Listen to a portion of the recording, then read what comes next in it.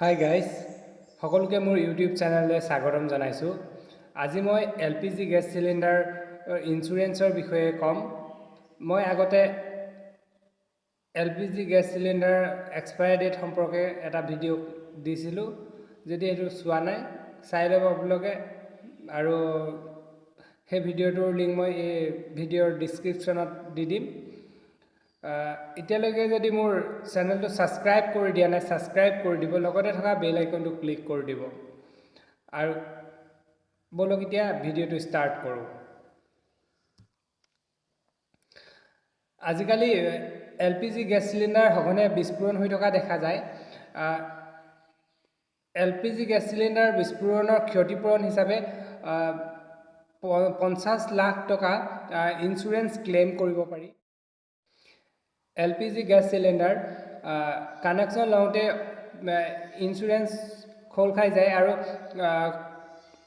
তাৰ বাবে কোনো প্ৰিমিয়াম দিব নালাগে, কিন্তু কোম্পানীসমূহে জনসাধাৰণৰ আগত কৈ নিদিয়ে যে ইঞ্চুৰেঞ্চ পলিচি হৈছে বুলি, এইটো তাৰ ব্যৱস্থা আছে বুলি, আৰু তাৰ বিনিময়ত কোম্পানীসমূহে মুনাফা লভি আহিছে।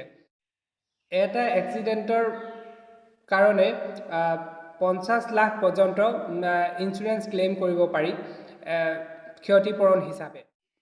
থাৰ্ড পাৰ্টি ইঞ্চুৰেঞ্চ ব্যৱস্থা কৰি দিছে পেট্ৰলিয়াম মিনিষ্ট্ৰীয়ে। এক্সিডেণ্ট হ'লে যদি বিস্ফোৰণত কোনো ব্যক্তি মৃত্যু হৈছে, তেতিয়াহ'লে 5 লাখ টকা ইঞ্চুৰেঞ্চৰ পৰা পাব, আৰু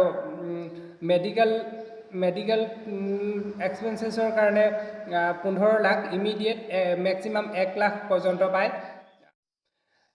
ইণ্টাৰনেটত গৈও ইয়াৰ বিষয়ে জানিব পাৰিব। ৱেবছাইটত গৈ www.mylpg.in গৈ কনজিউমাৰত ক্লিক কৰিলে ইঞ্চুৰেঞ্চটো ওলাব। ইঞ্চুৰেঞ্চত কি কি পলিচি আছে এই বিষয়ে আপোনালোকে চাই ল'ব পাৰিব।